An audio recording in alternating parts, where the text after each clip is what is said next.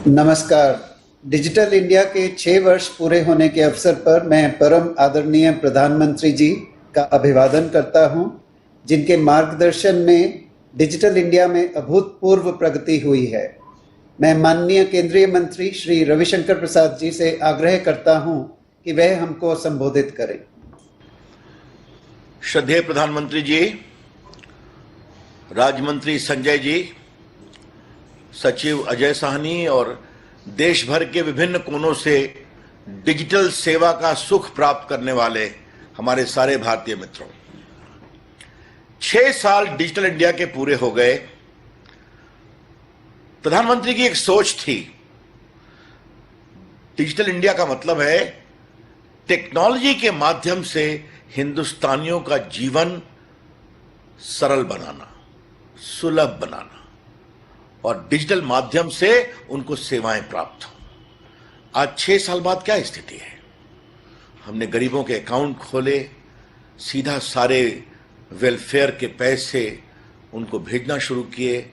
16,88,000 करोड़ भेजा गरीबों के बैंक अकाउंट में, 1,80,000 करोड़ बचाया, बिचौलिए खत्म हो गए। ये है डिजिटल इंडिया। आज टेलीमेडिसिन, आज दीक्षा, आज डिजिटल पेमेंट, आज स्वनिधि, आज ई बुनाई, आज डिजिटल एग्रीकल्चर मार्केट के माध्यम से हमारे लोग अपनी फसल और बाकी चीजें बेच रहे हैं।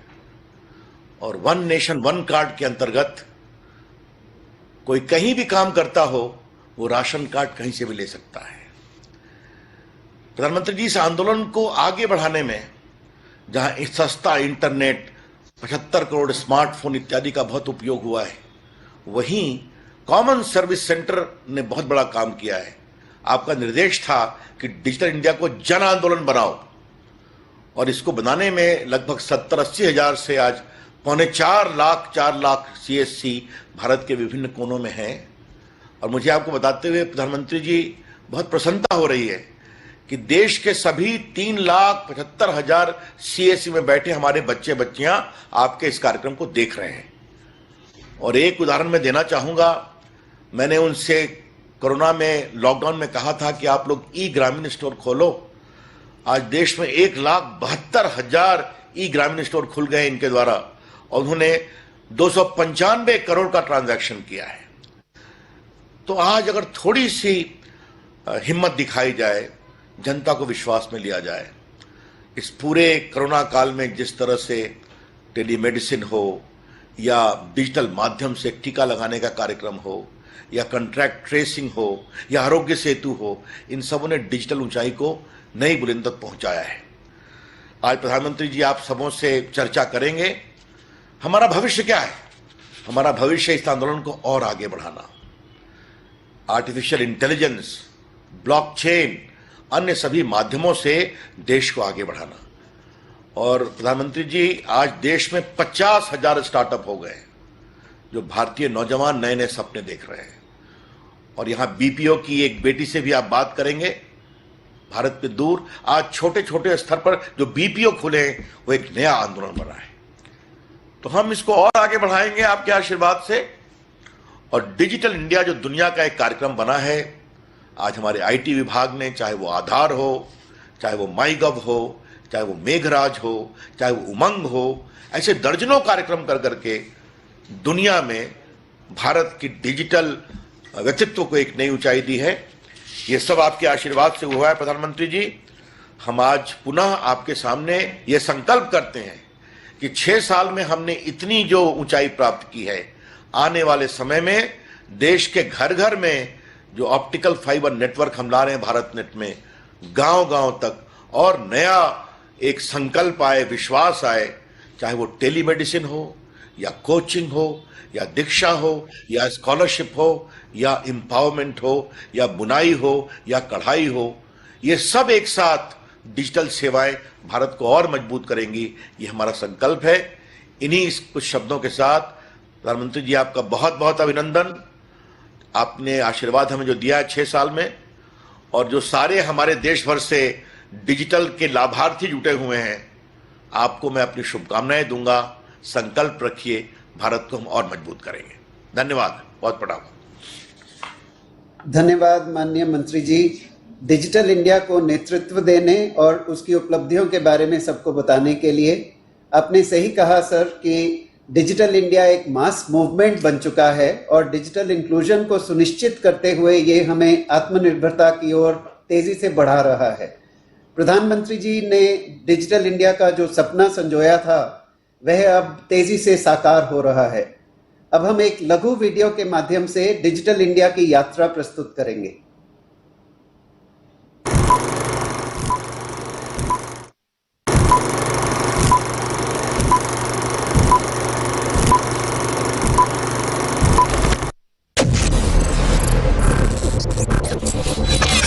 I dream of a digital India where quality education reaches the most inaccessible corners driven by digital learning. I dream of a digital India where quality healthcare collaborates right up to the remotest region powered by e-healthcare. I dream of a digital India where farmers are empowered with real-time information to the connected with the global markets. प्रधानमंत्री जी के इसी vision से हुई शुरुआत और digital हो गया India मेरा, गई निराशा हुआ सवेरा। नव भारत निर्माण के प्रमाण का नया हौसला, नया सवेरा। कोरोना संकट जब आया पूरा संसार बड़ा घबराया। डिजिटल इंडिया की स्कीमें संग रही और साथ निभाया।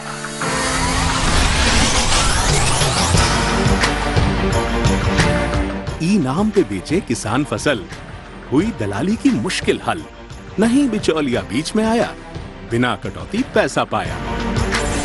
गांव में बढ़ता रोजगार, रहा नहीं कोई लाचार। क्यों ढूंढे अब शहर में अवसर, क्यों छोड़े अब गांव और घर। भरे सिलेंडर बटन दबाकर और खातों में सब्सिडी पाकर। हर घर में गृहिणी मुस्कुराई और चिंता से मुक्ति पाई। गांव के खाली मजदूरों को मिलता मनरेगा से काम, मजदूरी मिलती है उनके जनधन खातों के ही नाम। रेहड़ी पटरी वालों को भी डिजिटल इंडिया का उपहार। प्रधानमंत्री स्वनिधि ने जब दुख से उनको लिया उबार। आधार ने दी सबको पहचान, जन सेवाएं ही आसान। बिछड़ों को अपनों से मिलाया, डीबीटी से धन पहुंचाया। इच्छा शक्ति देश की जीती, हार रही कोरोना की चाल। जनधन, आधार और मोबाइल बनी सुरक्षा की जब ढाल। ऐसे वक्त में डिजिटल इंडिया रहा देश में सबके साथ। चूल्हे जले मुफ्त राशन से, मजबूरों का थामा हाथ। स्कूल बंद तो ऑनलाइन पढ़ाई, वक्त पे स्कॉलरशिप पहुंचाई। वीडियो कॉन्फ्रेंस, ऑनलाइन ऑर्डर और होम डिलीवरी। लॉकडाउन में भी रहे टेंशन फ्री। कोरोना से की रोकथाम, आरोग्य सेतु ऐप आई काम। डिजिटल प्लेटफॉर्म कोविन आया, बड़ा वैक्सीन अभियान चलाया। सबको वैक्सीन, बिना जुगाड़, बिना हड़बड़ी और भीड़ भाड़। कायम कर दी नई मिसाल, नहीं रुकेंगे किसी भी हाल। ई मैन्युफैक्चरिंग, जीवन प्रमाण, ई संजीवनी, पीएम किसान। बीपीओ और जन सेवाएं बिना लाइन ऑनलाइन पाएं। सब सरकारी स्कीमों की एप्स को देकर एक स्थान। जन सुविधाओं को उमंग ने कर डाला बिल्कुल आसान। दस्तावेजों को सहेजना, ये है डिजी लॉकर का काम। साथ में कागज पत्थर ढोने से मिल जाता है आराम। गवर्नमेंट ई मार्केट प्लेस पे टेंडर से मिलते ऑर्डर, छोटे व्यापारी को भी मिलती पारदर्शिता संग डगर। जीएसटीए ने सरल करे वस्तु सेवा कर भरना, व्यापारी ने छोड़ दिया अब अनुपालन से डरना। टोल्स के ट्रैफिक से देकर फास्ट टैग ने आजादी, इमरजेंसी में राहत दी, रोकी वक्त की बर्बादी। डीजी बुनाई पाकर बुनकर सहेज लेते डीजी धरोहर। जल्दी होते उनके काम, मिलते कला को नए आयाम। भेदभाव के बिना पाटती हर एक पुरानी खाई को। पीएमजी दिशा अपने अजियारों से धोती हर काली परछाई को। इस माटी की गौरव गाथा डिजिटल इंडिया भी गाए, हर वंचित तक अपने लाभों को पहुंचाती ही जाए। हर चेहरा मुस्कान भरा हो। हमने देखा है सपना। नहीं है रुकना, बढ़ते जाना, यही इरादा है अपना।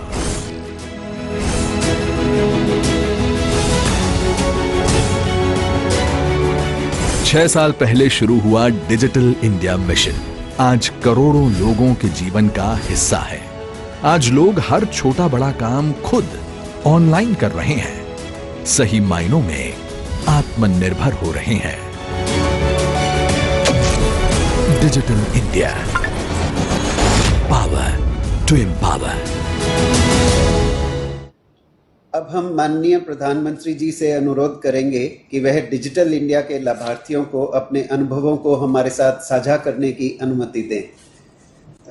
सर्वप्रथम हम प्रधानमंत्री ई विद्या प्रोग्राम के अंतर्गत बने दीक्षा प्लेटफॉर्म के लाभार्थी शिक्षिका प्रीतिमा सिंह जी एवं कक्षा 5 की छात्रा कुमारी सुहानी साहू के अनुभवों को जानते हैं। ये हमारे साथ बलरामपुर उत्तर प्रदेश से जुड़ रहे हैं। सुहानी नमस्ते। नमस्ते सर। नमस्ते। सुहानी, ये बताइए कि दीक्षा प्रोग्राम के बारे में आपको कैसे पता लगा और उसका क्या फायदा हुआ? दीक्षा प्रोग्राम के बारे में हमें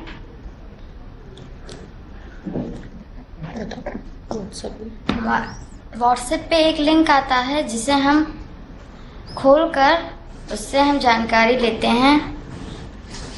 उसके बाद जब हमारा हल उत्तर 10/10 आता है तो वो हम मैम को दिखाते हैं। कौन सी कक्षा में पढ़ती हो सुहानी आप? कक्षा 5 में पढ़ते हैं। अच्छा सुहानी, ये बताइए कि स्कूल की याद तो आ रही होगी? Yes sir. हैं? तो फिर ये दीक्षा पर पढ़ाई का अनुभव कैसा रहता है? सर ये भी बहुत अच्छा रहता है। इस पर हम कार्टून पाते हैं और नई नई कहानियाँ और वीडियोस भी रहती हैं। यानी लेकिन पहले से मोबाइल था या ये कोरोना के कारण लेना पड़ा, क्या हुआ? पहले तो दीपावली में ही हमारे लोग का मोबाइल आ गया था, क्योंकि कोरोना की वजह से दीदी को पढ़ाई नहीं हो पा रही थी। तो दीदी ने पापा से कहा थी पापा हमें एक मोबाइल ले दीजिए। पापा ने ला दिया मोबाइल। तो तुम्हें मोबाइल मिल गया उसकी खुशी है कि दीक्षा पोर्टल पे पढ़ने को मिल रहा है इसकी खुशी है? सर दीक्षा पोर्टल पे पढ़ने में खुशी है। तुम्हारे और दोस्त पढ़ रहे हैं इसको? Yes sir. तो तुम तो मोबाइल फोन पर दोस्तों से बातों करने में टाइम जाता होगा? ऐसा बात है। अच्छा, वीडियो गेम खेलती हो? ऐसा वीडियो गेम खेलते हैं हम। खेलते हैं कि नहीं खेलते? खेलते हैं सर। तो फिर पढ़ाई कब करोगे? पढ़ाई हम 1 घंटा करते हैं और फिर 1 घंटा घर का काम करते हैं, मम्मी का हेल्प करते हैं। हाँ। अच्छा प्रतिमा जी, आपसे भी थोड़ा मैं बात करूंगा। आप ये बताइए कि दीक्षा के लिए आपने खुद को कैसे तैयार किया? सर दीक्षा पोर्टल बहुत ही उपयोगी है। हम तो 2018 से इसका इस्तेमाल कर रहे थे, लेकिन अभी पेंडेमिक में जब sir face to face classes नहीं हो पा रही है, उस वक्त दीक्षा पे 1,62,000 तरह तरह के जो कंटेंट्स हैं वो हमें बच्चों के साथ साझा करने में बहुत ज्यादा आराम मिल रहा था, जिससे बच्चे इंटरैक्टिव फॉर्म में वीडियोस को देख करके, सबसे बड़ी बात सर ये है कि हम देश के किसी भी कोने में इसका इस्तेमाल कर सकते हैं। अगर नेटवर्क नहीं है तो डाउनलोड भी कर सकते हैं कंटेंट्स को, और जो कंटेंट्स है वो कई वैरायटी के हैं, उसमें क्वेश्चंस भी हैं, उसमें ऑडियो वीडियोस भी हैं, जो कि बच्चों को कार्टून्स वगैरह बहुत अच्छे लगते हैं। चूंकि हमारे राज्य में पहले से इसकी तैयारी थी, हमारी पाठ्य पुस्तकों पे QR कोड प्रति पाठ लगा हुआ है, और जैसे ही अगर किसी बच्चे को लिंक नहीं मिली, जैसे इस बच्चे के पास मोबाइल है, उसने लिंक यूज किया, तो अगर नहीं मिली तो वो पाठ्य पुस्तक से वो QR कोड स्कैन करके कंटेंट को देख सकते हैं। सर, इसमें कुछ बेसिक टेक्नोलॉजी की भी जानकारी भी जरूरी है क्या? कुछ टीचर्स को इसमें समस्याएं भी आती होगी क्या? हर एक को तो टेक्नोलॉजी का स्वभाव नहीं होता है। जी सर, असल में दीक्षा पे 3200 कोर्सेज हैं जो टीचर्स कर सकते हैं। मैंने खुद 100 कोर्सेज पिछले एक पेंडेमिक में कंप्लीट किए हैं, मोर देन 100। यहाँ पे एक लर्नर पासबुक बनी है। 100 कोर्स करने में कितना टाइम गया आपका? सर, टाइम तो वो दीक्षा पोर्टल के मैट्रिक्स में से पता चल पाएगा, लेकिन पिछले 1 सालों में मैंने इतने सारे कोर्सेज किए हैं, और उस पे एक सर सर्टिफिकेशन फैक्टर जो है वो बहुत टीचर्स को मोटिवेट करता है। ये अभी नया ऐड हुआ है, और लर्नर पासबुक में हमारे सारे सर्टिफिकेट्स दीक्षा पोर्टल पे स्वतः सुरक्षित रहते हैं। जैसे अगर आप कहेंगे तो मैं अभी मेरे जितने कोर्सेज हैं उनका सर्टिफिकेट्स ऐसे दिखा सकती हूँ। और जो प्रॉब्लम आती है दीक्षा पोर्टल पे, एक हेल्प और सपोर्ट के लिए पहले से बना हुआ है, तो हमें कुछ नहीं करना है। साइड में एक ऐप आता है हेल्प, उसको क्लिक करना है, और हम अपना जैसे ही कंप्लेंट दर्ज करते हैं, दीक्षा से वापस हमारे लिए एक टिकट जनरेट होकर के हमारे पास मैसेज आ जाता है कि आपकी समस्या का समाधान किया जाएगा। फिर वो हमें कांटेक्ट करते हैं। आप सब अनुभव कर रहे हैं कि शिक्षा का डिजिटल होना आज एक प्रकार से समय की मांग है। कोरोना ने इस परिवर्तन को थोड़ा तेज भी कर दिया है, और दीक्षा जैसे अनेक प्लेटफॉर्म तैयार करके ये सुनिश्चित किया जा रहा है कि ऑनलाइन के साथ साथ ऑफलाइन भी पढ़ाई को बेहतर बनाया जा सके। अब तो कोशिश ये है कि गांव-गांव में अच्छी और सस्ती इंटरनेट कनेक्टिविटी मिले, सस्ते मोबाइल और दूसरे माध्यम उपलब्ध हो, ताकि गरीब से गरीब का बच्चा भी अपनी सुविधा के हिसाब से अच्छी पढ़ाई कर पाए। मुझे अच्छा लगा प्रतिमा जी और सुहानी, आप सबको बहुत शुभकामनाएं। धन्यवाद सर। सर, अब हम इनाम स्कीम की ओर चलेंगे, जिसके तहत किसान अपनी फसल की उपज को सीधे ऑनलाइन बेच सकते हैं। इस योजना के लाभार्थी श्री प्रहलाद जी हमारे साथ हिंगोली, महाराष्ट्र से जुड़ रहे हैं। प्रहलाद जी नमस्ते। नमस्ते सर। प्रहलाद जी, मुझे बताया गया कि आपको इनाम योजना का बहुत लाभ मिला है, इसके बारे में जरा विस्तार से बताइए। हाँ सर, मेरा नाम प्रहलाद रामराव बोरगढ़ है। मैं सातेफल गांव, तालुका बसमत, जिला हिंगोली, महाराष्ट्र से हूँ।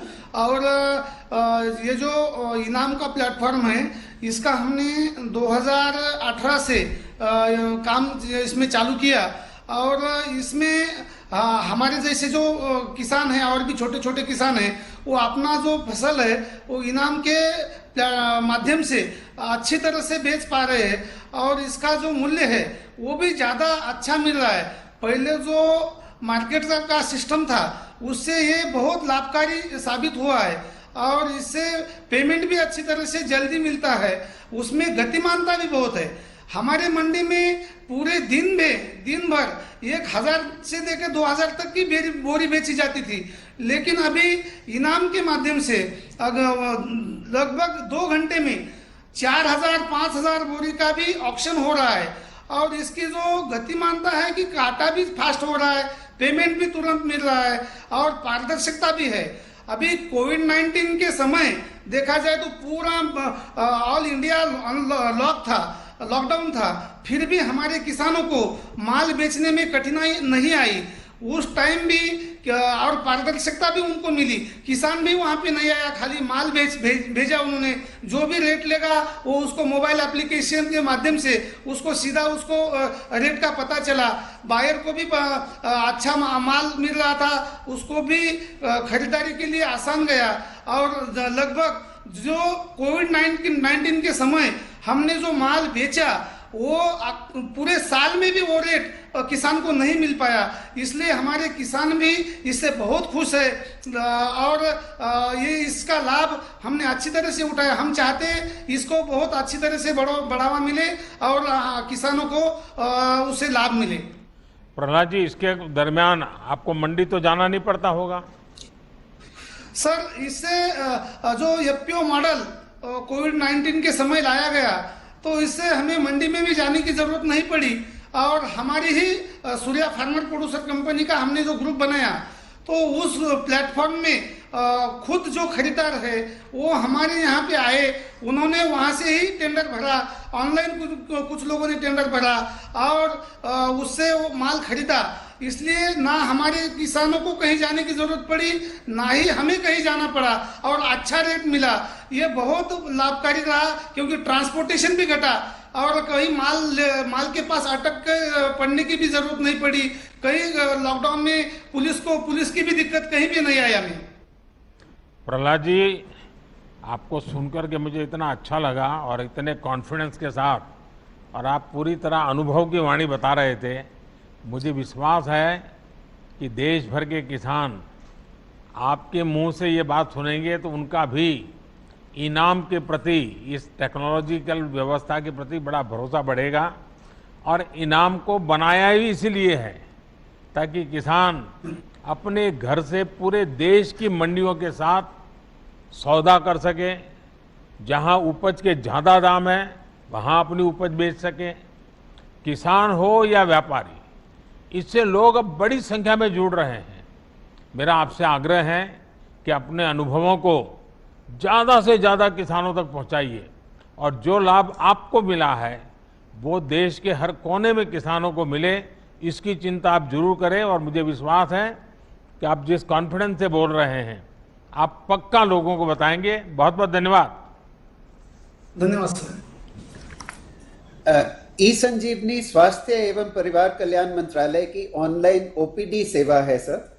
इसके लाभार्थी श्री शुभम जी और उनकी दादी माँ श्रीमती कांति देवी जी और उनके डॉक्टर श्री भूपेंद्र सिंह जी अपने अनुभवों के बारे में हमें बताएंगे।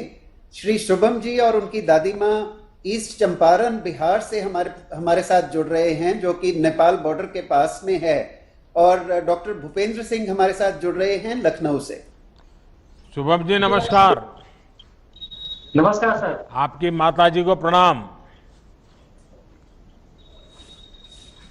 जी sir. Shubham ji, digital India का ये जो मैं आज विषय ले रहा हूं, मैं आपसे जानना चाहूंगा कि आपको क्या फायदा हुआ, क्योंकि आप तो बिहार की सीमा पर, एकदम नेपाल की सीमा पर छोटे से गांव में बसे हैं।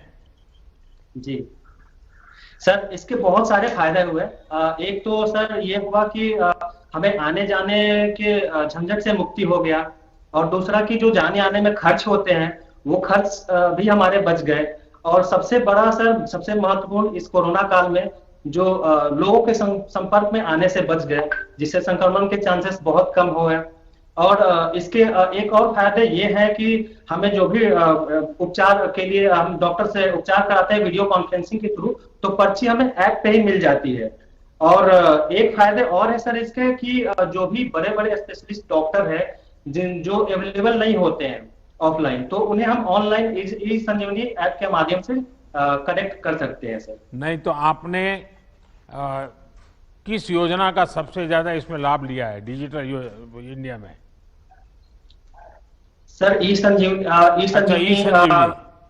अच्छा शुभम जी, ई संजीवनी तो एक टेक्नोलॉजी आधारित प्लेटफॉर्म है। चंपारण के दूर सुदूर के इलाके में टेक्नोलॉजी से जुड़ी समस्या तो आपको भी आई होगी। आप इतने दूर छोटे से गांव में रहते हैं जी, तो आपको टेक्नोलॉजिकल प्रॉब्लम आते थे? सर अभी तक तो कोई प्रॉब्लम नहीं आई सर। यहाँ तक इंटरनेट कनेक्टिविटी बहुत अच्छी है और हम गांव से ही एक्सेस कर पाते हैं सर, तो अभी तक तो कोई दिक्कत नहीं आ रही सर। पहले से काफी इंप्रूवमेंट हुए इंटरनेट टेक्नोलॉजी से। आपको और आपकी दादी जी को जी ई संजीवनी का फायदा मिला, इसके लिए एक तो मेरी आपको शुभकामनाएं। और आप दादी माँ की इतनी सेवा कर रहे हैं और दादी माँ को इस कठिनाई में लखनऊ ले जाना पड़ता तो कितनी दिक्कत होती, लेकिन वही काम आपको वहीं से हो रहा है। और मुझे बताया गया कि जो डॉक्टर आपकी दादी माँ की सेवा कर रहे हैं वो भी लखनऊ में है और लखनऊ में हमसे जुड़ रहे हैं। तो मैं डॉक्टर भूपेंद्र जी से बात करना चाहूँगा। डॉक्टर भूपेंद्र, सबसे पहले तो आपको और आपके सभी साथियों को नेशनल डॉक्टर्स डे की बहुत बहुत शुभकामनाएं। कोरोना के इस काल में आप सभी डॉक्टर्स ने मानवता की बहुत बड़ी सेवा की है। भूपेंद्र जी, बताइए कि ई संजीवनी जैसे टेलीमेडिसिन के जो इनिशिएटिव हैं उनको लेकर आपका अनुभव कैसा है? और ये शुभम तो बहुत खुश हैं क्योंकि एकदम नेपाल की बॉर्डर पे उनकी माताजी की आप सेवा कर रहे हैं, उनकी मदद कर रहे हैं। सर, हमें भी बहुत इस बात की खुशी है। 1.5-2 साल पहले जब कोविड का दौर आया सर, तो हमें लगा कि शायद हम उन बुजुर्ग मरीजों की सेवा नहीं कर पाएंगे जो दूर दराज के इलाके में रहते हैं, जहां पर स्वास्थ्य सुविधाएं बहुत अच्छी नहीं है और वहां से हॉस्पिटल तक आने में उनको समस्याएं होंगी। लेकिन डिजिटल मीडिया के माध्यम से और ये ई संजीवनी के माध्यम से हम अपने ऐसे बुजुर्ग मरीजों को भी देख पा रहे हैं सर, जो दूसरे प्रदेश में भी रहते हैं। जैसे शुभम जी दूसरे प्रदेश में रहते हैं, बिहार के रहने वाले हैं, और ऐसे ही लखनऊ से जुड़े हुए ऐसे बहुत सारे डिस्ट्रिक्ट हैं जहाँ के मरीज हमारे पास ऐसे डायरेक्टली नहीं आ पा रहे, उनको भी हम सर इस संजीवनी के माध्यम से देख पा रहे हैं। पहले ये लगता था सर कि फेस टू फेस अगर हम किसी मरीज से बात नहीं करेंगे तो शायद उतना अच्छा उनका इलाज हम नहीं कर सकते, लेकिन ई संजीवनी शायद मुझे लगता है उसका एक बेहतर अल्टरनेटिव है। जैसे अभी हम आपको देख पा रहे हैं, आपसे बात कर पा रहे हैं, आपकी भावनाओं को दिल से समझ पा रहे हैं, ऐसे ही हम उन बुजुर्ग मरीजों को भी बिल्कुल स्पष्ट देख पाते हैं, उनकी भावनाओं को समझ पाते हैं, उनके व्यवहार को देख पाते हैं, उनके घर वाले के भावनाओं को भी बेहतर तरीके से समझ पाते हैं और उनका फिर इलाज करते हैं सर। इस संजीवनी में सर 2-3 बातें और बहुत अच्छी हैं जो हमें बहुत प्रभावित करती हैं। इस संजीवनी में सर पुराने रिकॉर्ड्स अपलोड करने का भी एक ऑप्शन है। तो जब कभी मरीज कहीं और दिखाया हुआ होता है और पहली बार हमारे साथ इंटरेक्ट करता है तो अपने पुराने रिकॉर्ड्स को उसमें अपलोड कर देता है। तो हम कंसल्टेशन के दौरान ही, मरीज से बातचीत करने के दौरान ही उन रिकॉर्ड्स को रिव्यू कर लिया करते हैं। तो इससे हमें आसानी होती है मरीज को पुराने रिकॉर्ड को देखकर सलाह देने की। दूसरा सर, एक बहुत इंपॉर्टेंट बात है सर इसमें, जो मानसिक रोगी होते हैं सर, तो मानसिक रोगियों की जो दवाइयां होती हैं सर जनरली बिना प्रिस्क्रिप्शन के नहीं मिलती हैं। तो कई बार मरीजों की शिकायत होती है, डॉक्टर साहब बिना प्रिस्क्रिप्शन दवा नहीं मिल रही है, दवा बंद हो गई, मरीज फिर से बीमार हो गया। इस संजीवनी में हमने देखा सर कि प्रिस्क्रिप्शन बहुत आसानी से जनरेट हो जाता है और हमारे हजारों मरीजों की कंप्लेंट्स होती हैं कि प्रिस्क्रिप्शन अवेलेबल नहीं है, उनकी शिकायतें समाप्त हो गई सर। ये बहुत अच्छी बात है सर। देखिए, कोरोना काल में देश ने ये सुनिश्चित किया है कि अस्पतालों में जब दूसरी बीमारियों का इलाज संभव नहीं था तो टेलीमेडिसिन को तेजी से अपनाया जा सके। लाखों लोगों ने इसका लाभ लिया है। जैसे जैसे जागरूकता आ रही है वैसे वैसे ये पॉपुलर हो रहा है और नई टेक्नोलॉजी के साथ ये सुविधा और भी बेहतर होने वाली है। मैं शुभम जी को, वो अपनी दादी माँ की सेवा कर रहे हैं, इसलिए मुझे बड़ा आनंद हो रहा है उनको देख करके। और भूपेंद्र जी, आप भी इतने मन से दादी माँ की सेवा कर रहे हैं, इतने दूर से कर रहे हैं, और उसके लिए ये जो ई संजीवनी है ये अपने आप में एक वरदान साबित हुई है। मैं इसके लिए सबको बहुत बहुत बधाई देता हूँ और बहुत बहुत शुभकामनाएं देता हूँ। धन्यवाद सर। धन्यवाद सर। डिजी बुनाई सर एक ऐसा सॉफ्टवेयर है जो बुनकरों के कम समय में डिजाइन बनाने में और कंप्यूटर पर विभिन्न डिजाइनों एवं रंगों को एक साथ देखने में मदद करता है। डिजी बुनाई की लाभार्थी सुश्री अनुपमा दुबे, सुश्री यास्मीन बानो और सुश्री दीक्षा सिंह हमारे साथ वाराणसी उत्तर प्रदेश से जुड़ रही हैं। अनुपा जी नमस्ते। राम सर। हर हर महादेव। महादेव सर। अच्छा, मुझे बताया गया है कि आप पारंपरिक हस्तशिल्प को डीजी बुनाई के माध्यम से नए नए रंग रूप में बाजार में उपलब्ध कराती हैं। ये आप Yes, sir. कैसे कर रही हैं, इसके बारे में जरा देश सुनना चाहेगा आपके इस प्रयोग को। जी सर, मेरा नाम अनुपमा दुबे है। मैं बनारस से पावतपुर में रहने वाली हूँ। डीजी इंडिया के तहत डीजी बुनाई एक सॉफ्टवेयर चलाया गया है, जिसकी ट्रेनिंग मैंने साई इंस्टीट्यूट से ली गई है, जो कि बसनी में है। आपने बताया कि आप बुटीक भी चलाती हैं यस सर। और आपके साथ जो दूसरी बहनें जुड़ी होंगी वो डिजाइन हो हाँ, सर। होगी। हाँ सर, मैंने कुछ डिजाइन भी बनाया, आपको दिखाती हूँ। ये रहा डिजाइन। हाँ सर, ये पहले हम लोग क्राफ्ट करते हैं, क्राफ्ट पेपर निकालते हैं सर, इसका सॉफ्ट कॉपी निकाल के फिर इसका हम लोग डिजाइन करते हैं। फिर कंप्यूटर द्वारा हम लोग को हार्ड करता है, इसलिए हम लोग पहले इसको इस पेन से यूज करते हैं डिजाइन बना के। फिर इसका हम लोग सॉफ्ट कॉपी निकालते हैं। सॉफ्ट कॉपी निकालने के बाद हम लोग इसके कपड़े पर डिजाइन बनाते हैं। कपड़े पर डिजाइन बना के हम लोग फिर इसका डिजाइन करते हैं। सर, ये जड़ी की डिजाइन हुई है। कितनी आमदनी होती है इसमें, कमाई कितनी होती है? सर, 6 से 7 हजार रुपए हो जाती है। तो आपको संतोष है इस आपने जो ट्रेनिंग ली और ये टेक्नोलॉजी को अपनाए, आपको संतोष है? हाँ सर, बहुत। सर, मैंने काफी डिजाइन बनाई है सर। एक ये रही माता रानी की मूर्ति। सर, पहले इसका मैंने क्रॉप निकाला है। अच्छा। और सर, मैंने बनारसी साड़ी पे भी डिजाइन किया है। अच्छा, ये आपने बनाया है? Yes sir. कितने समय में बनाए? सर, पहले जब इसको हम लोग हाथ से बनाते थे तो 3 से 4 दिन लगते थे, पर अभी जब डीजी बुनाई सॉफ्टवेयर हम लोग यूज करते हैं तो इसको डिजाइन करने के लिए सब एक दिन में कंप्लीट हो जाता है। अच्छा, तो आप डिजाइन पर खुद फिर आगे काम करते हो, डिजाइन बनाकर बेचती भी हो? सर, सेलिंग भी करते हैं। अच्छा, यस सर। चलिए अनुपमा जी और आपके सभी साथियों को इस पारंपरिक कला और कौशल को डिजिटल तकनीक कैसे बेहतर और लाभप्रद बना सकती हैं, ये आप लोगों ने करके दिखाया है। आप जैसी नारी शक्ति देश की ताकत है। आत्मनिर्भर भारत आपके सामर्थ्य और कौशल से ही बनेगा। और बनारस में तो हस्तकला संकुल भी आप जैसे उद्यमी बहनों के लिए बनाया गया है, उसका लाभ भी आप जरूर उठाते होंगे। चलिए, मेरी आपको बहुत शुभकामनाएं हैं। अब बारी है one nation one ration card scheme की, जिसके अंतर्गत पात्रता के आधार पर देश में कहीं भी राशन लेने की सुविधा मिलती है। इस स्कीम के लाभार्थी श्री हरिराम जी देहरादून उत्तराखंड से हमारे साथ बात करेंगे। नमस्कार जी। नमस्ते।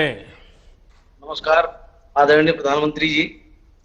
मैं देवभूमि उत्तराखंड के देहरादून में रह रहा हूं और अपना यहाँ पर one nation one ration card के योजना से मुझे यहाँ पर राशन कार्ड पे राशन उपलब्ध हो रहा है। तो आप मूल कहाँ से हैं हरिराम जी? सर, मेरा राशन कार्ड यूपी हरदोई से बना है और मैं वहाँ पर भी राशन प्राप्त कर पा रहा हूँ और यहाँ पर भी मिल रहा है और इससे हमें काफी अच्छा लाभ हो रहा है। दूसरा, मैं यहाँ पर टैक्सी चलाता हूँ, तो यहाँ पर टैक्सी का भी मैं भीम के थ्रू पेमेंट लेता हूँ, तो इसमें भी मुझे कोरोना काल में काफी अच्छा मतलब लाभ हुआ है। इसमें फिजिकल टचिंग नोट वगैरह ये सब इससे भी मिला है। फास्ट टैग से भी हमें बहुत समय की बचत होती है हमारी, और हमें हमारी सवारी को भी सहूलियत होती है कि हमें समय कम लगता है टोल पे। इसके लिए मैं डिजिटल इंडिया भारत सरकार का तहे दिल से धन्यवाद करता हूँ। हरिराम जी, आप तो स्वयं भी one nation one ration card का बराबर इस्तेमाल किया, कहाँ हरदोई और कहाँ देहरादून, और आप टैक्सी चलाते हैं, लेकिन इस व्यवस्था का आपने फ़ायदा उठाया और one nation one ration card योजना नई आई थी तब तो आपको परेशानी रहती होगी। जी सर, बिल्कुल शुरू में हुई थी, बाद में यहाँ से हमने संपर्क किया। यहाँ के जो लोकल अधिकारी उन्होंने हमें बहुत अच्छे से गाइड किया, फिर उन्होंने हमें नाम दिया कि इनसे आप राशन लीजिए, आपको बड़ी आसानी से राशन मिल जाएगा। मुझे मिल गया सर। बहुत आसानी से, बहुत अच्छे से हमको गाइड। और ये भीम ऐप का उपयोग करते हैं और डिजिटल ट्रांजैक्शन करते हैं, वो भी आपके जो क्लाइंट्स होते हैं, कस्टमर होते हैं, उनको सुविधाजनक रहता है? वो तो सर फर्स्ट टाइम जैसे ही आपने बोला था, शुरुआत किया था, उसी दिन मैंने इंस्टॉल कर लिया था। अच्छा। जी सर। तो हरिराम जी, आप तो बिल्कुल टेक्नो सेवी हैं, और one nation one ration card, उसके साथ साथ भीम ऐप, और पहले दिन से आप भीम ऐप का उपयोग करके इस काम को कर रहे हैं। आप सचमुच में टेक्नोलॉजी से कितना बड़ा फायदा उठा रहे हैं, ये ध्यान में आ रहा है। और आप जैसे देश के करोड़ों श्रमिकों के लिए ये योजना one nation one ration card बहुत बड़ी सुविधा बन रहा है। अब ये संभव हो पाया है कि एक ही राशन कार्ड से शहर में काम कर रहे श्रमिक भी राशन ले पा रहे हैं, और उसी कोटे में से गांव में बाकी का परिवार भी राशन ले पा रहा है। और यही तो डिजिटल टेक्नोलॉजी का कमाल है। तो मेरी आपको बहुत बहुत शुभकामनाएं, बहुत बहुत धन्यवाद। अब हम चलते हैं कॉमन सर्विस सेंटर्स द्वारा चलाई जा रही ग्रामीण ई स्टोर सेवा की तरफ, जिसके जरिए गांव के लोग अपनी जरूरत के कई तरह के सामान अपने आसपास के ई स्टोर से ही घर पर मंगवा सकते हैं। स्कीम के लाभार्थी श्री मेहरदत्त शर्मा जी धर्मपुर हिमाचल से अपने खेत से ही हमारे साथ जुड़ रहे हैं। मेहरदत्त जी नमस्कार। सर नमस्कार जी। आप कहाँ से हैं मेहरदत्त जी?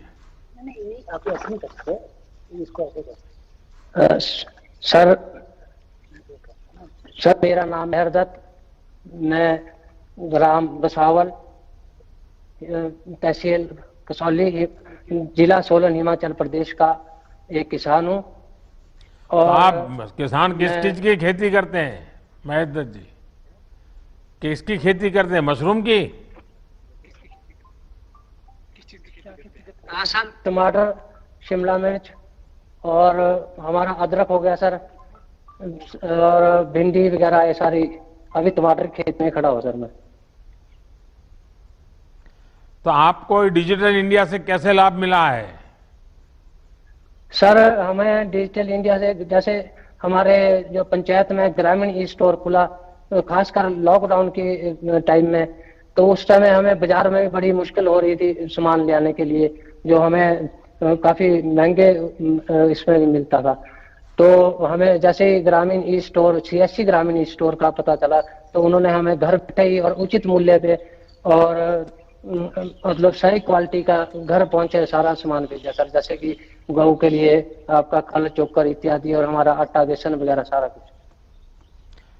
मैं और अच्छा लगा कि कॉमन सर्विस सेंटर से ई स्टोर जैसी सुविधाओं से पहाड़ी क्षेत्रों को मदद मिल रही है। आपके अलावा आपके गांव के दूसरे लोग भी इस सुविधा का उपयोग कर रहे हैं या नहीं कर रहे हैं?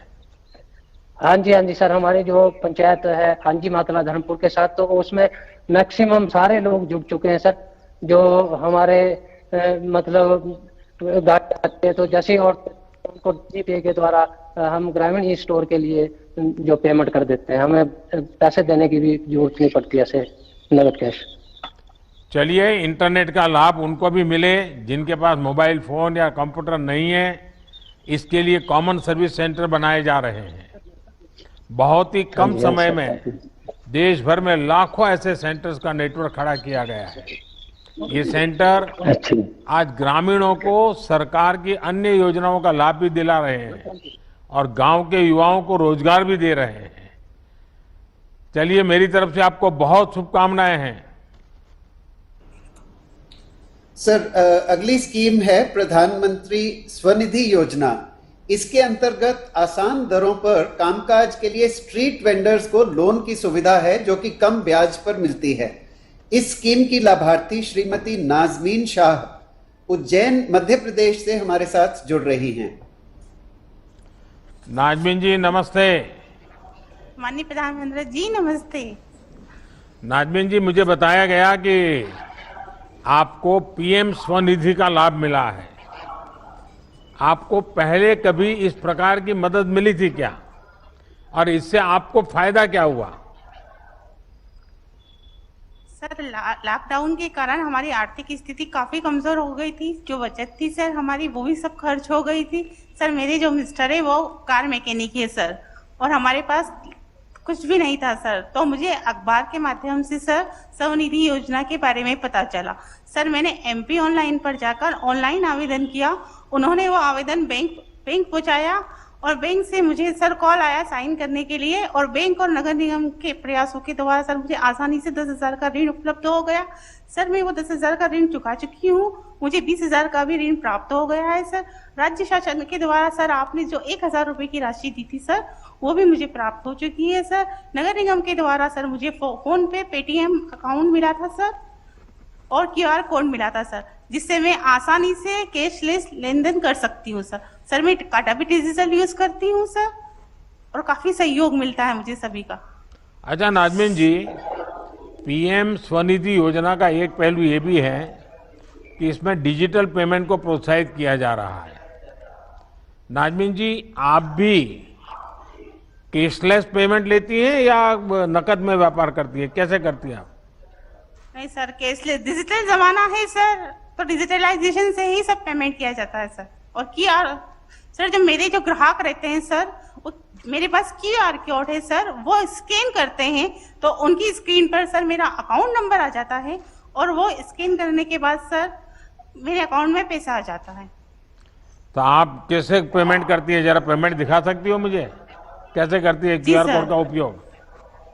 जी सर। हाँ, तो ये आपका QR कोड है सर?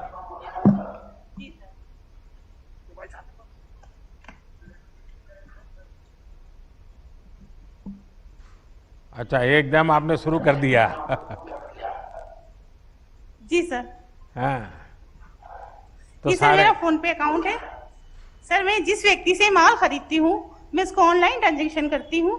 तो सर जैसे मैंने उस व्यक्ति से माल खरीदा तो मैं यहाँ पर टू कॉन्टेक्ट पे क्लिक करती हूँ सर। उस व्यक्ति का अकाउंट नंबर सर मेरे डिस्प्ले पर आ जाता है। मैं वहां पर क्लिक करती हूँ सर, तो मुझे कुछ इस तरीका से स्क्रीन मिलती है सर। मैं यहाँ पर सर एक अमाउंट का आता है सर, मैं वहां अमाउंट डाल देती हूँ।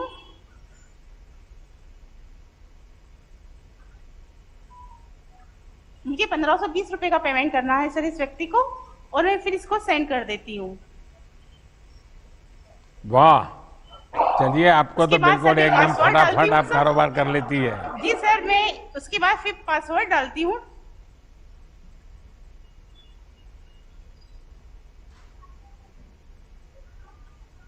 सर कुछ इस तरीके से आता है। हाँ। और उसके पास मैसेज पहुंच जाता है सर। चलिए, बहुत आसान तरीके से आप चीज को कर रही हो नाजमीन जी। हाँ, जनधन, आधार और मोबाइल की त्रिशक्ति आप जैसे सभी मेहनतकश लोग जो हैं उनको और सशक्त के लिए बनाई गई है। आप जैसे साथियों ने इस तकनीक को अपनाकर ये सिद्ध कर दिया है कि भारत सिर्फ टेक्नोलॉजी बनाता ही नहीं है, बल्कि हमारा गांव का व्यक्ति, गरीब व्यक्ति, मेहनतकश व्यक्ति ये भी बड़ी आसानी से उसको अपना लेता है और अपना करके कारोबार को आगे बढ़ाता है। मेरी आपको बहुत बहुत शुभकामनाएं। बहुत बहुत शुक्रिया। इस सूची में अंतिम स्कीम है BPO प्रमोशन स्कीम, जिसका उद्देश्य युवाओं को रोजगार के अवसर प्रदान करना भी है और IT/ITES के क्षेत्र में इन्वेस्टमेंट को बढ़ावा देना है। स्कीम की लाभार्थी कुमारी वर्णमाफी सियमलिए एक नॉलेज प्रोसेसिंग कंपनी की कर्मचारी हैं और शिलोंग, मेघालय से हमारे साथ जुड़ रही हैं। नमस्कार सर। वर्णमाफी, how are you? I'm fine, sir. I'm so excited to talk to you. हाँ, बताइए। I am one of Mafi Semle. I belong to East Khasi Hills District, Shillong, Meghalaya. Because of the BPO, TPO was able to set up in Shillong branch, and I was able to transfer back to my hometown from Chennai, where I was working for 7 months. So being in my hometown, I was able to save more, and I was able to be close with my family members, and I was able to be able to work in a very secure and safe manner compared to other states. So I would like to be able, we have been working with doctors from America, and this help, our job description helps the patient and the doctor to be more focused on the physical examination. And we are working as medical scribers to be able to focus on the chart and to help the doctors complete the chart on time and help them be able to save their time and allow the doctors to go home in their usual timing. So currently, sir, I've been working as a trainer, and I've been working for one doctor for almost 3 years. And due to my promotion, I've trained a trainee, and that trainee is able to take my account now. Imagine, Thanks. I'm asking you a hypothetical question. Imagine, had the BPO not been here, what would be the situation? So at that time, I would have been working outside the state only. I will not be able to come home. So it would be very difficult for me to stay outside. So really grateful for वरना माफी जी, north east में और north east के साथियों के talent को सही अवसर देने के लिए बीते सालों में कई इनिशिएटिव लिए गए हैं। नॉर्थ ईस्ट भारत के विकास का एक अहम पिलर बने, इसके लिए प्रयास किए जा रहे हैं। मुझे खुशी है कि आप जैसे साथी इन अवसरों का उपयोग भी कर रहे हैं। वैसे मुझे बताया गया है कि कल का दिन आपके लिए बहुत खास रहा है। कल ही आपकी एंगेजमेंट हुई है। आप दोनों सुखी स्वस्थ जीवन व्यतीत करें, इसके लिए मेरी तरफ से आपको बहुत बहुत शुभकामनाएं। Thank you sir, thank you so much. माननीय प्रधानमंत्री जी का बहुत आभार कि उन्होंने आज डिजिटल इंडिया के लाभार्थियों के साथ बात करके उनको प्रोत्साहित ही नहीं बल्कि प्रेरित किया है। प्रधानमंत्री जी से विनम्र निवेदन है कि इस अवसर पर अपने अभिभाषण से हमारा मार्गदर्शन करें।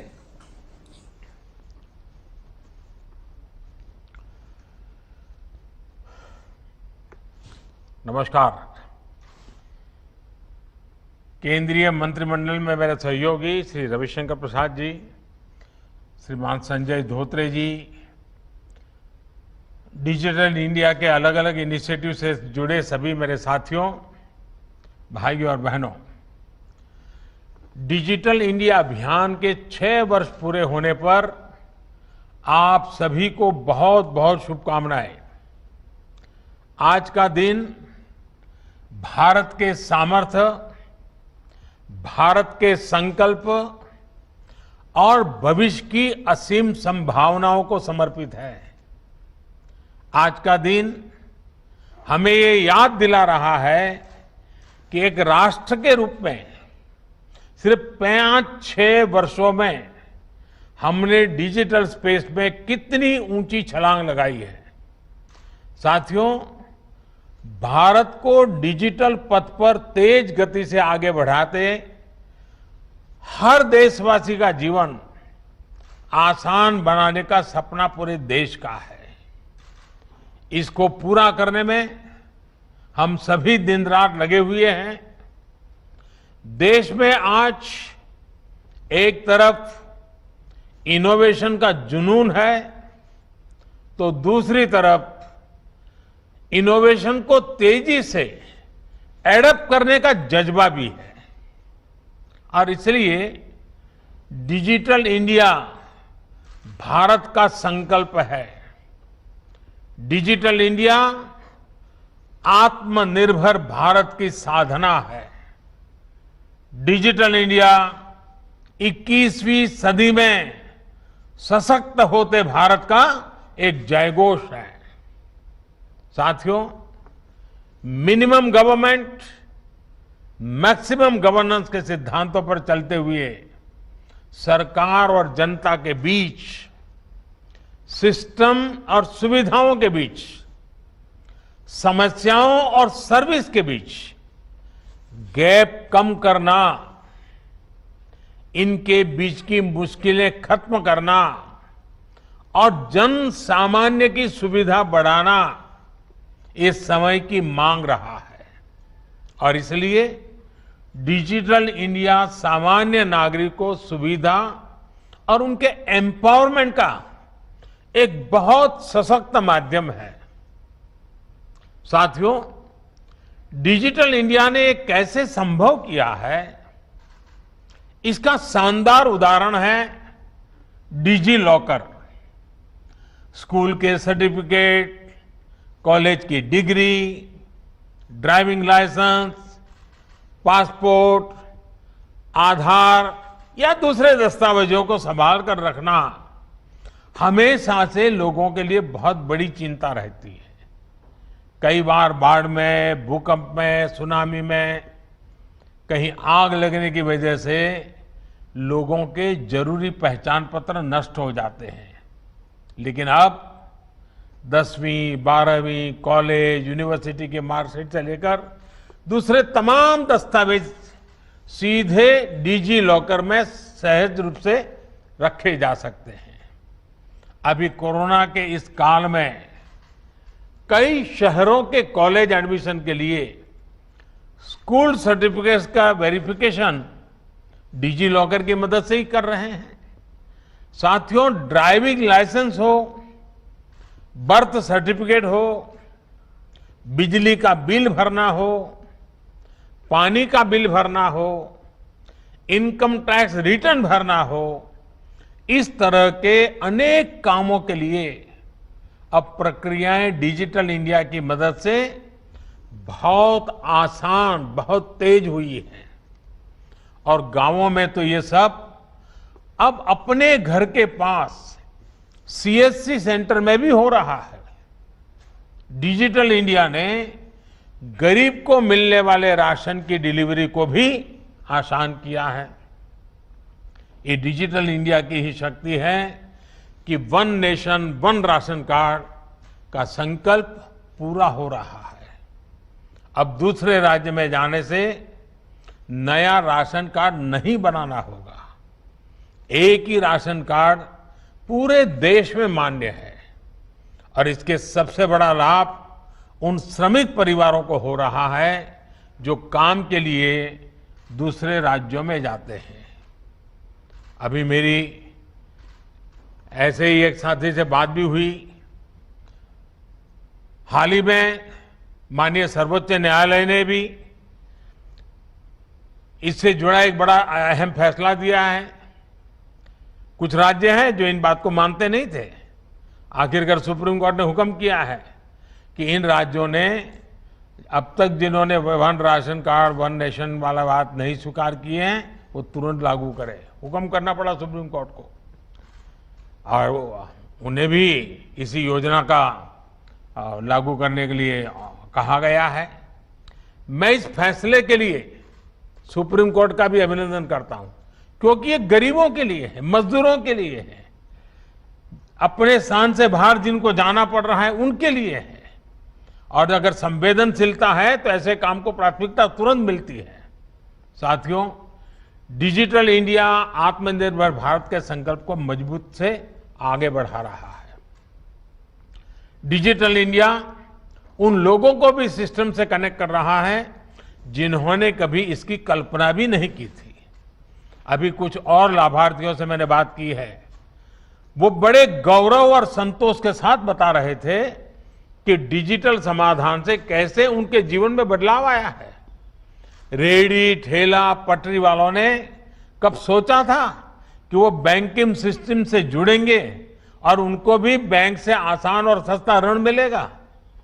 लेकिन आज स्वनिधि योजना से ये संभव हो रहा है। गांव में घर और जमीन से जुड़े विवाद और असुरक्षा की खबरें भी अक्सर सुनने को आती रहती हैं। लेकिन अब स्वामित्व योजना के तहत गांव की जमीनों को ड्रोन मैपिंग की जा रही है।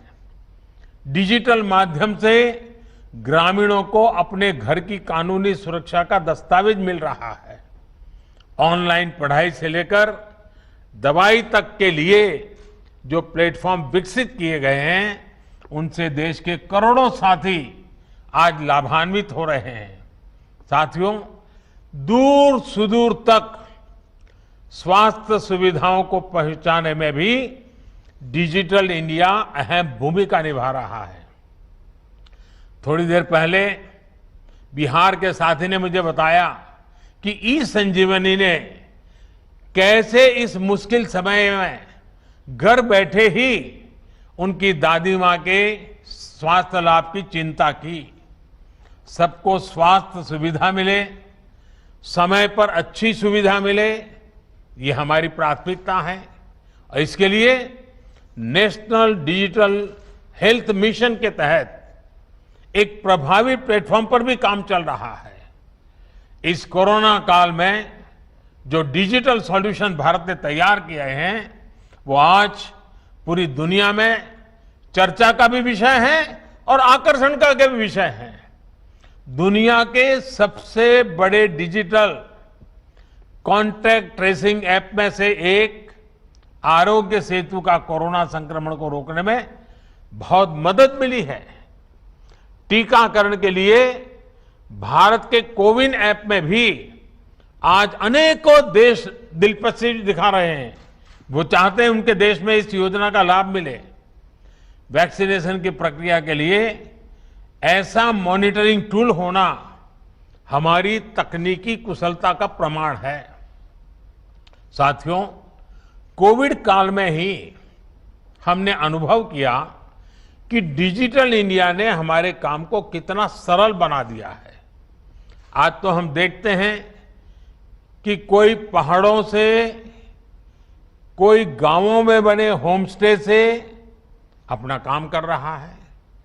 कल्पना कीजिए, ये डिजिटल कनेक्ट नहीं होता तो कोरोना काल में क्या स्थिति होती। कुछ लोग डिजिटल इंडिया के प्रयासों को सिर्फ गरीब से जोड़कर देखते हैं, लेकिन इस अभियान ने मध्यम वर्ग और युवाओं की जिंदगी भी बदल दी है। और हमारे ये जो आजकल ये जो मिलेनियल्स हैं, अगर आज ये सारा दुनिया न होती, टेक्नोलॉजी न होती, तो उनका क्या हाल होता।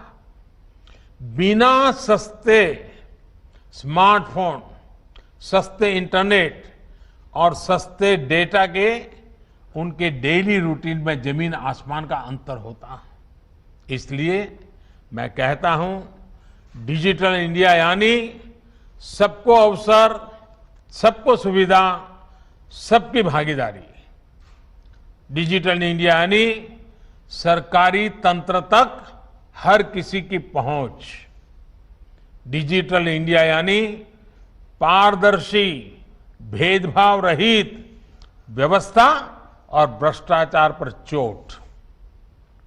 डिजिटल इंडिया यानी समय, श्रम और धन की बचत। डिजिटल इंडिया यानी तेजी से लाभ, पूरा लाभ। डिजिटल इंडिया यानी मिनिमम गवर्नमेंट, मैक्सिमम गवर्नेंस। साथियों, डिजिटल इंडिया अभियान की एक और खास बात रही है कि इसमें इंफ्रास्ट्रक्चर के स्केल और स्पीड दोनों पर बहुत बल दिया गया। देश के गांवों में करीब 2.5 लाख कॉमन सर्विस सेंटर ने इंटरनेट को वहां भी पहुंचाया जहां कभी ये बहुत मुश्किल माना जाता था। भारत नेट योजना के तहत गांव-गांव ब्रॉडबैंड इंटरनेट पहुंचाने के लिए मिशन मोड पर काम चल रहा है। पीएम वाणी योजना से देश भर में ऐसे एक्सेस पॉइंट बनाए जा रहे हैं जहां कम से कम कीमत में ब्रॉडबैंड वाईफाई इंटरनेट उपलब्ध हो सके। इससे विशेष रूप से हमारे गरीब परिवार के बच्चों को, युवा साथियों को ऑनलाइन शिक्षा के अवसरों से जोड़ने में मदद मिलेगी। अब तो कोशिश ये भी है कि देश में सस्ते टैबलेट्स और दूसरे डिजिटल डिवाइस उपलब्ध हो सके। इसके लिए देश और दुनिया की इलेक्ट्रॉनिक्स कंपनियों को पीएलआई स्कीम की सुविधा दी गई है।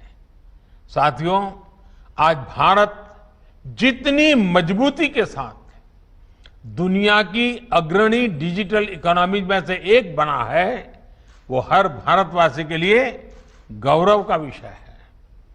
पिछले 6-7 साल में अलग अलग योजनाओं के तहत करीब करीब 17 लाख करोड़ रुपए 17 लाख करोड़ रुपए सीधे लोगों के बैंक खातों में ट्रांसफर किए गए हैं।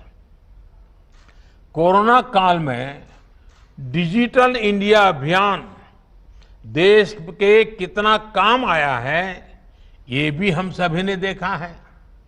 जिस समय बड़े बड़े समृद्ध देश लॉकडाउन के कारण अपने नागरिकों को सहायता राशि नहीं भेज पा रहे थे, भारत हजारों करोड़ रुपए सीधे लोगों के बैंक खातों में भेज रहा था।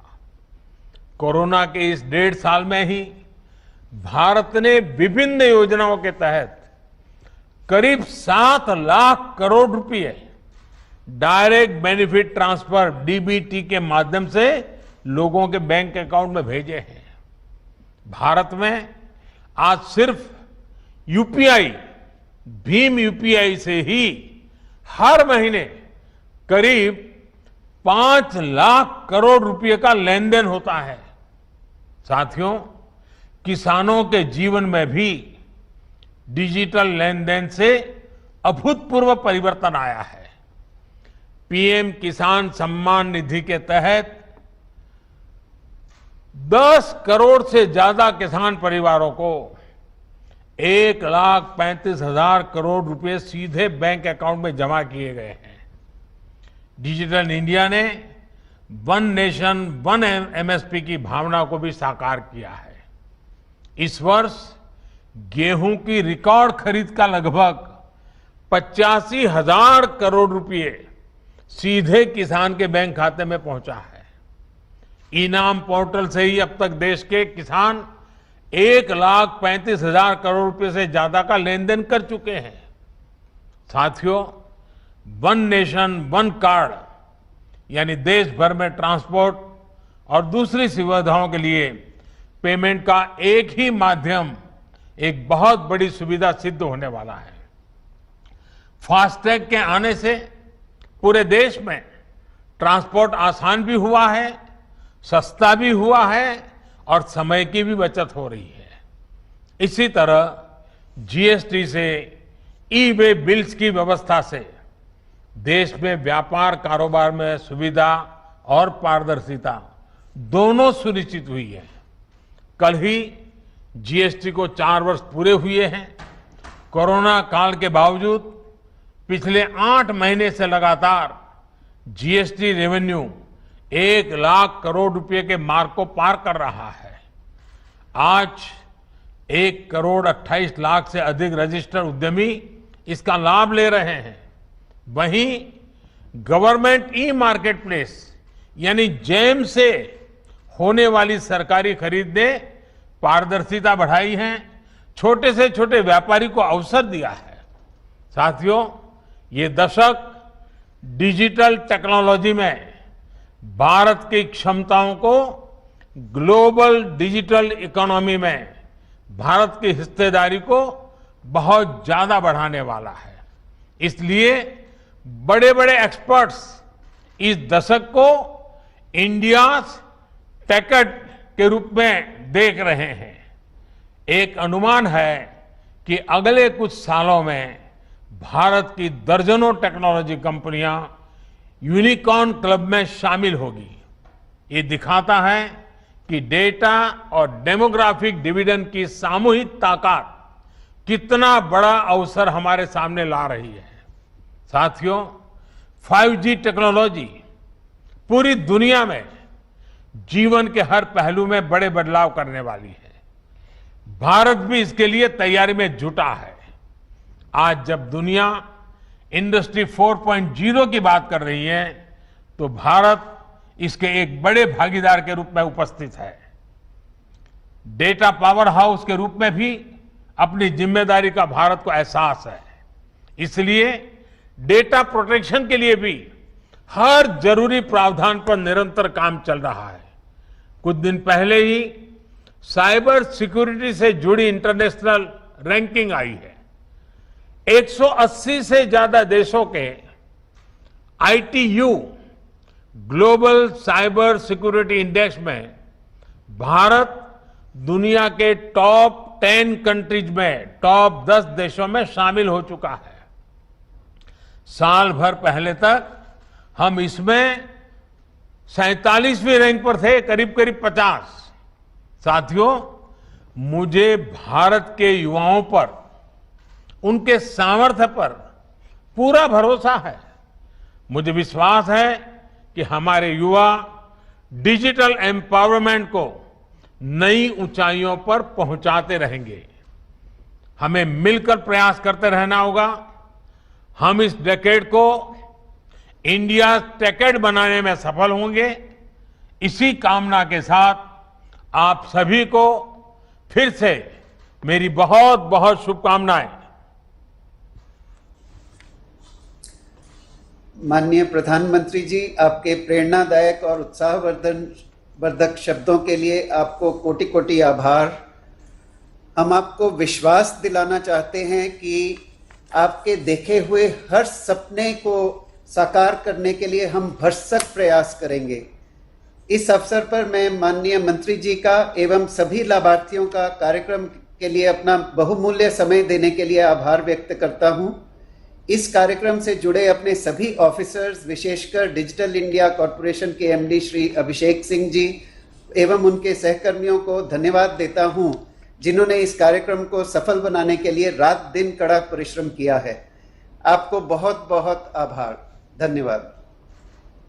जय हिंद।